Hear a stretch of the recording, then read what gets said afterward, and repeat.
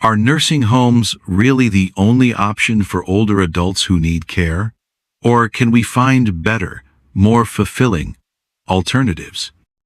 The thought of giving up the independence we've cherished for decades, from morning routines to small daily freedoms, can feel like watching someone else write the final chapter of our lives.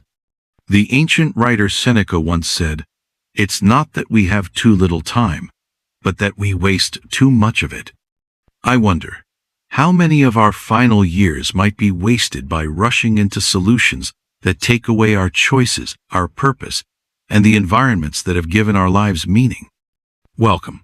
I'm Vernon, and today we're exploring a topic that touches many of us deeply: alternatives to nursing home care that could reshape how we experience our later years.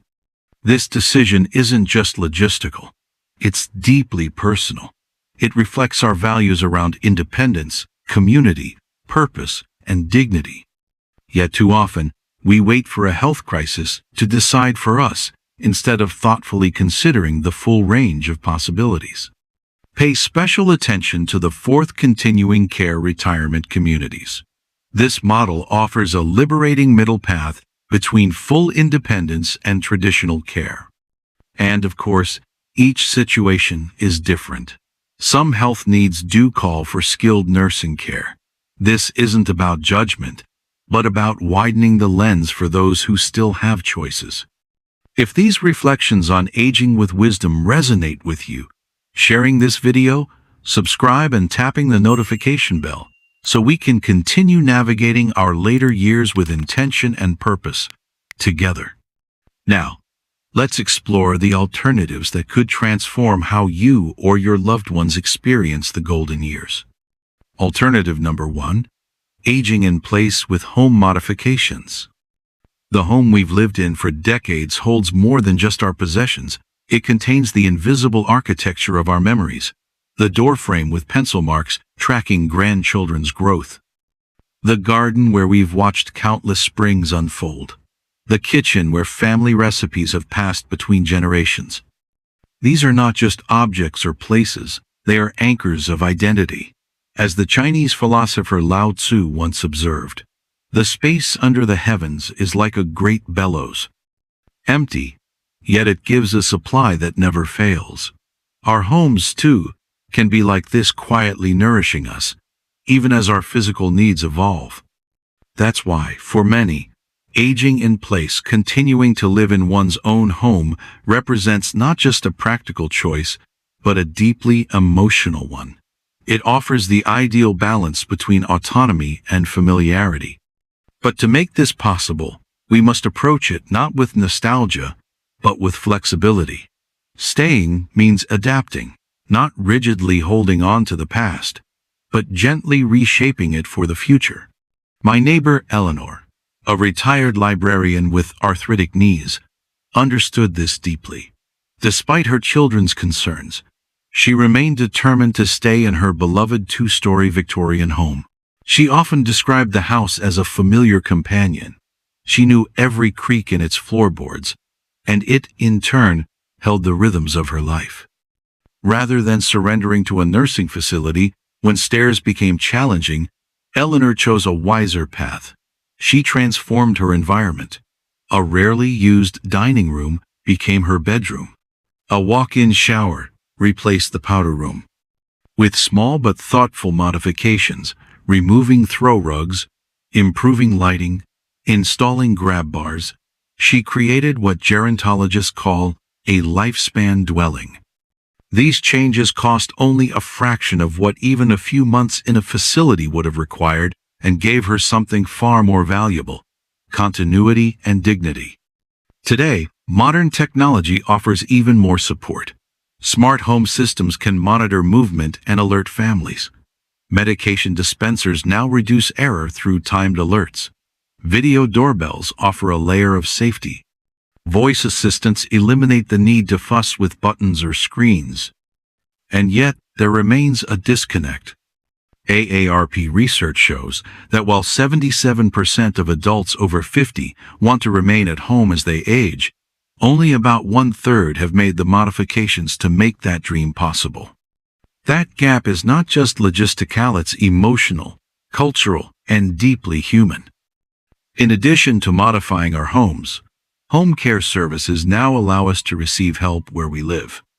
From weekly household support to daily nursing visits, this option can often provide what we need at a lower cost than institutional care while preserving the emotional geography of home. This week, try seeing your home with new eyes, not just as shelter, but as a companion in your journey forward. What small change might help it support you better in the years ahead? Have you already made changes to age in place? Or are you just beginning to think about it? Share your thoughts below. Your comment may be exactly what someone else needs to begin their own journey. Alternative number 2. Co-housing communities. There's a profound paradox in modern aging. As we grow older and potentially need more support, many of us find ourselves increasingly isolated. Yet conventional housing often separates us just when connection becomes most essential. This paradox makes us reconsider how we live as we age. One increasingly popular solution is the co-housing model, a blend of autonomy and community support. Co-housing communities offer a compelling alternative that balances privacy with purposeful community.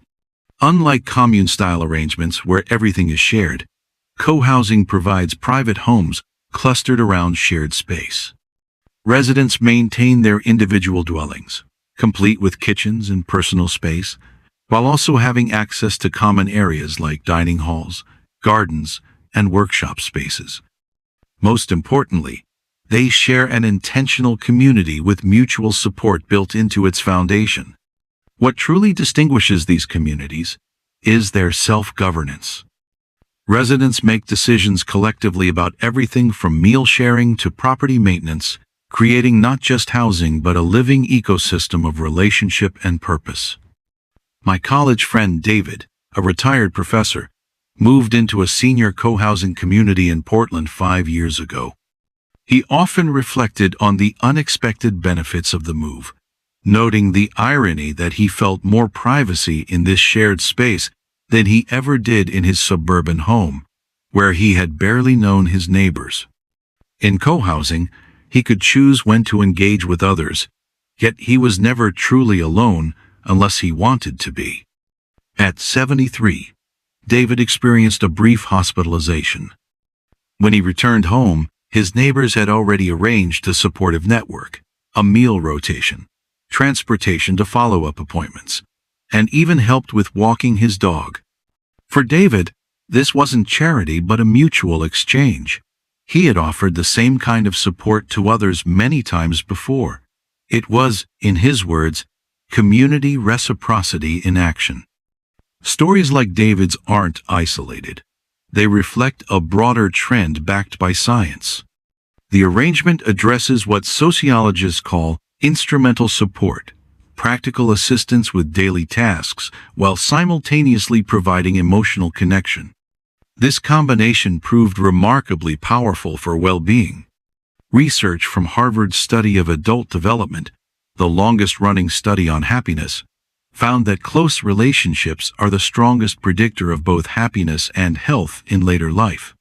Co-housing intentionally cultivates these connections, creating what researchers call weak tie friendships, casual but meaningful relationships that expand our sense of belonging. While co-housing isn't the perfect fit for everyone, it demonstrates how reimagining our environment can transform aging. And in the fourth alternative we'll explore shortly, we'll see how some of these community principles can be combined with more traditional care models to create something truly revolutionary. If co-housing intrigues you, you can research whether communities exist in your area or regions you might consider relocating to. The Co-Housing Association maintains a directory of established and forming communities worth exploring. Or, better yet, arrange a visit to experience firsthand the unique culture these communities develop. Alternative number 3. Granny pods and accessory dwelling units. When the poet Robert Frost wrote that Home is the place where, when you have to go there, they have to take you in. He captured something essential about family connection. Yet in practice, traditional multi-generational living can become complicated, especially when different generations need different levels of independence. That's where a more thoughtful, flexible solution comes in. What urban planners call accessory dwelling units, ADUs, and what many affectionately refer to as granny pods. These are small, often freestanding living spaces on the same property as a family home. Typically ranging from 400 to 800 square feet, these units offer proximity without dependency and privacy without isolation. In many ways, they represent a modern revival of an ancient arrangement, one that balances connection and autonomy with remarkable elegance. My colleague, Catherine's mother, Jane, lived independently until 86. After a series of small strokes, however, living alone became increasingly difficult. Instead of moving Jane into a nursing facility, Catherine converted their detached garage into a cozy cottage with universal design features, wide doorways, zero-step entry, and an accessible bathroom. Catherine shared that her mother had her own space and routines, yet still joined the family for dinner most evenings, helped her granddaughter with reading, and never had to worry about being truly alone when she needed support. The arrangement allowed Jane to retain the dignity of independent living, with the quiet reassurance of nearby care. Some companies now specialize in medical ADUs, small homes specifically designed with seniors in mind. These units may feature cushioned floors to reduce fall injuries, smart health monitoring systems, and layouts that comfortably accommodate walkers and wheelchairs, without feeling like a hospital. Looking back at our first two alternatives, aging in place with thoughtful modifications and co-housing communities, granny pods stand as a hybrid approach. They combine the comfort of private space with the strength of nearby support, offering a promising middle ground for families seeking long-term solutions. Have you had experience with ADUs, or are you considering one for yourself or a loved one? Check whether ADU zoning is available in your area. It could open up options not only for aging parents, but eventually even for yourself. And if you're beginning to think about long-term plans with your children or extended family, this model might offer a respectful, sustainable bridge between independence and care. Let this idea spark change. Press the like button to help more families explore dignified alternatives that honor both freedom and connection. Alternative number 4. Continuing care retirement communities. Most of us want to age in place until we realize a place alone isn't always enough. What we truly need is continuity, in care, in relationships, and in surroundings that evolve with us. That's precisely where continuing care retirement communities, CCRCs, offer a compelling alternative. As Heraclitus wisely observed, the only constant in life is change. This truth becomes especially relevant as we age, when our physical and emotional needs can shift unpredictably. From full independence one month to needing occasional or even ongoing support the next. This model beautifully reflects what psychologists call selective optimization with compensation, adapting to life's changes by leaning into what remains possible while creating scaffolding for what becomes difficult. My mentor Richard and his wife Elaine made the decision to move into a CCRC in their early 70s, long before any pressing medical issues arose. Richard believed in planning rather than reacting. They selected a community that didn't feel institutional. It had walking trails, art classes, thoughtful architecture, and dining that resembled a boutique hotel more than a care facility. When Elaine's mobility declined years later, the transition was seamless. They simply moved into a nearby apartment within the assisted living section. As Richard described it, the essentials never changed. Their friendships, daily rituals, and the familiar staff who greeted them by name. Elaine received the care she needed while remaining rooted in the community they'd chosen together. Financially, CCRCs typically involve an entrance fee and monthly costs that vary based on the level of care. Some offer life care contracts, which provide long-term peace of mind by capping future care costs, essentially combining housing with a form of health insurance. So ask yourself, would future you be grateful for choices made with clarity and foresight today? Consider exploring CCRCs in areas you'd enjoy living. Visit more than one. Every community has its own rhythm, values, and culture. Don't just look at brochures. Talk to current residents. Ask about how decisions are made, how well staff respond to concerns, and what kind of support systems truly exist behind the glossy amenities. Got personal experience or questions about CCRCs? Drop them in the comments. I'd love to hear your story. Alternative number 5. Naturally occurring retirement communities. The final alternative doesn't arise from architectural blueprints or institutional planning. It emerges from something far more organic, the quiet accumulation of time, community, and neighborly trust. Gerontologists call this phenomenon naturally occurring retirement communities, or NORCs. NORCs form when a significant number of residents in a particular neighborhood, apartment complex, or geographic area age in place over time, resulting in an unplanned yet powerful concentration of older adults. Rather than relocating to age-specific housing, these communities evolve from within, residents collectively adapting their environment through shared services, informal caregiving, and intentional connection. Philosopher Hannah Arendt once described spaces of appearance, places where individuals come fully into view as human beings, not only in body, but in story, vulnerability, and contribution. In many ways, NORCs become these spaces, familiar surroundings made more vibrant and supportive through mutual recognition and purpose. In my old neighborhood in Philadelphia, what began as neighbors casually helping one another slowly crystallized into a formal NORC program. As more residents aged in place, they brought in a part-time social worker to help coordinate services like transportation, wellness visits, and home health referrals. Common rooms were repurposed for group exercise, blood pressure checks, and book discussions, quiet transformations that honored both independence and interdependence. One of my neighbors, Helen, a widow who had lived in her apartment for over 40 years, initially considered moving to a retirement community. But as she participated in the growing NORC, she came to a gentle realization. She was already living in one. What changed wasn't her address, but her awareness. With just a little added structure, her longtime residence had become a place of purpose, belonging, and support.